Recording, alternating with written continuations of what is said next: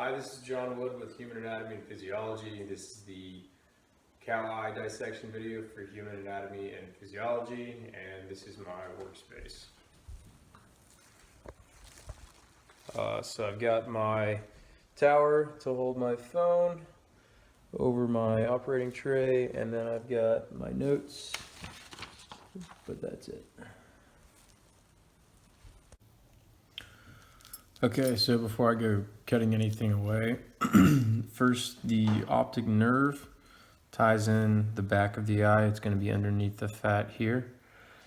The extrinsic eye muscle is running along here, which is just below the sclera, or before the sclera. The cornea is the front part of the eye, and then that's the cornea.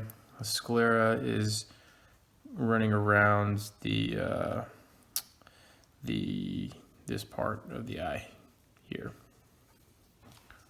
So I'll go ahead and I will cut away the excess so we can get a better look.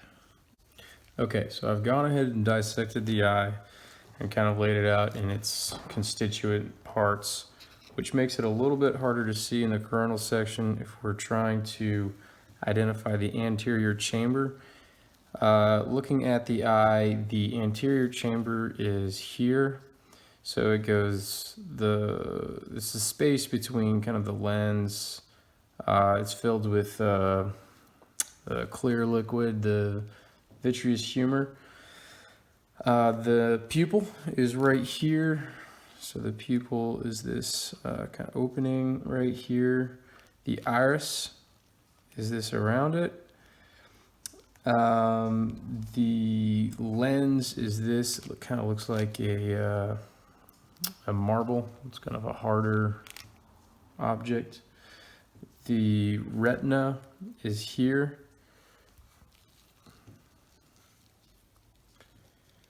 And you can kind of see it's like a star, or like a cluster in the back.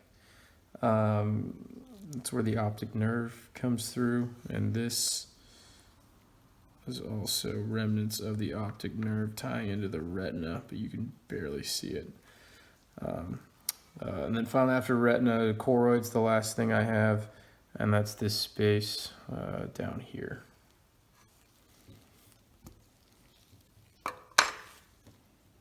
All right, part 2, pupillary light reflex. This is John Wood. I've got Monty here to be my guinea pig. Monty, if you want to step forward, I'll answer these questions as we go through.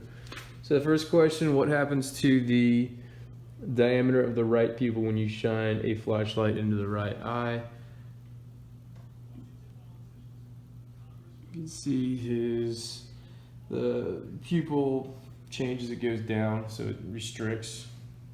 Second question, which structures, openings, and chambers of the eye does the light from the flashlight pass in order to reach the retina? So it goes from the cornea through the pupil opening to the center of the iris, then the lens through the fluid, then the retina, and then the focal point. So which structures serve as the sensor and the effector in the pupillary light reflex?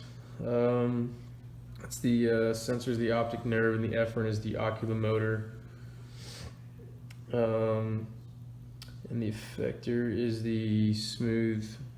No, wait. So the sensor is the optic nerve, efferent is the oculomotor, and the effector is the smooth muscle of the iris. The optic and oculomotor nerves are required for the pupillary light reflex. And then we'll do this one more time. So what happens to the diameter of the left pupil when you briefly shine a flashlight onto the right eye? So we're looking at this. I shine my flashlight here.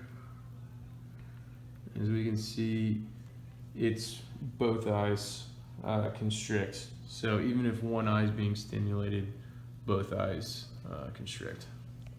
Thank you, Monty.